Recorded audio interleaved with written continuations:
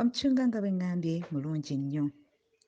Omucungwa guyamba emitima gyaffe okubeera nga miramu. Omucungwa gulwanyisa allergies. Omucungwa gulwanyisa kookolo, that is cancer cells eziba zitandise okula, batandika ozzitta. Naddala bw'oba ng'osobodde okukozesa n'ekikuta ekyo kyennyini n'osobola okikaza oba kyo kyennyini n'okiteeka nga mu mazzi agookya n'oganywa. Bannaffe abatera okuyita mu Dar es Salaam mulaba nnyo nga waliwo abantu abatuula nga balina akantu oba grater ke bakalakatako obukuta bw'emicungwa, orange rind, ne babubeera nga babupima awo babutunda fresh era abantu babugula. Bannange tukozese ekikuta ky'omucungwa kirungi nnyo, naye ate era omucungwa nga nagwo gwennyini gutuyamba okulwanyisa kansa. Kale tunula ku bintu bye tulina era bye tukozesa mu ebyo oba tuyige.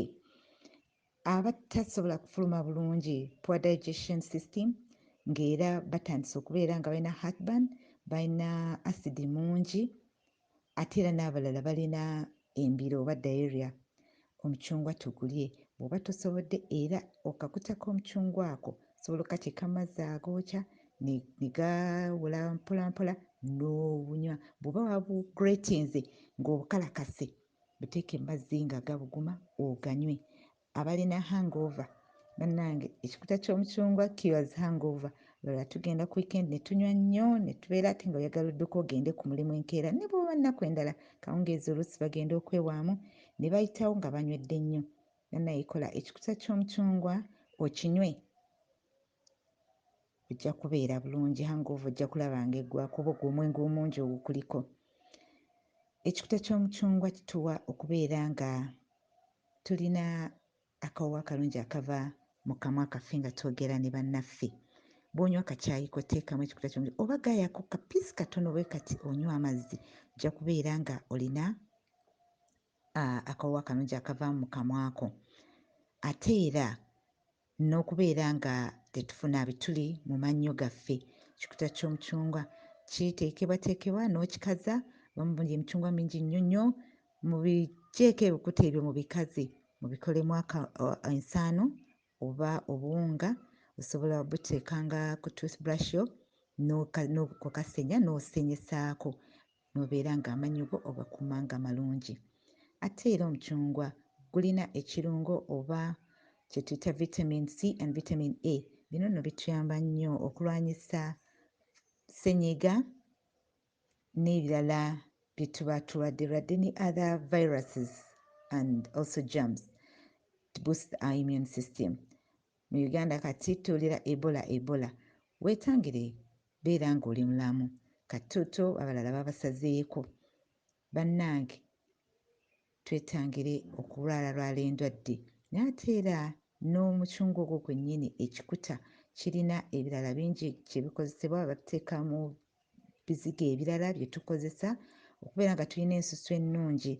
Abalina binnamakulu okwetooloola amaaso, abalina extended pores oba obutuli obwo ku feesi zaffe, ku nsusu zaffe ez'omu maaso bwonna nga bwagejja, era ekikuta ekyo.